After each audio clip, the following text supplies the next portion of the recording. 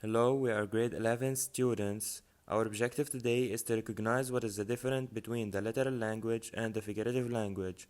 Also, to go over the main types of the figurative language. This lesson discusses the figurative language.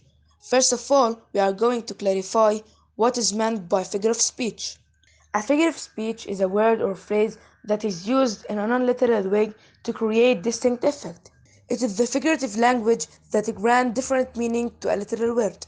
Now, let's try to differentiate between the literal language and the figurative language. Literal language means exactly what it says, while figurative language uses its types. We are going to mention the types later on.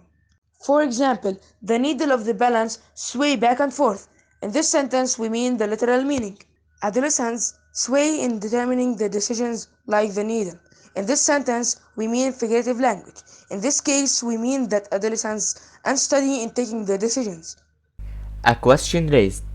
What are the frequent types of the figurative language? Okay, simile is the first type we will talk about. What is simile? Simile is the comparison of two unlike things using the words like, as, or than. As an example, my dog has a bark as loud as thunder. We don't mean that his bark is loud as thunder, but we are comparing the dog's barking to thunder to signify the strength of its voice bark. Now let's talk about metaphor. What is metaphor? A metaphor is a direct comparison without using the comparative words like or as. It makes the comparison more strong and deeper. Let's take an example about that. He has a lion heart. We mean by that he is courage. Personification. Personification is giving human qualities to non-human.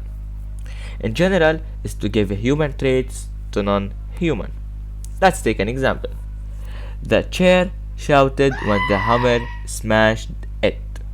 The chair doesn't have sensation at all, but this personifies the power of the smash. Onomatopoeia. It is the using sound of the word that is done by the predicate. For example, the whiz of the bullet, the buzz of the bee. Whiz is a sound we hear from bullets, and same goes to buzz, is a sound we hear from bees.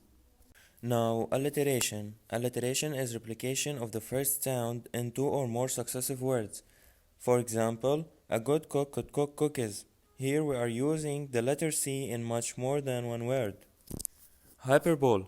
The statement is widely exaggerated. For instance, I warned him thousands of times. Logically, no one would warn somebody thousands of times, but we use the hyperbole to shed the light on the danger was surrounding him.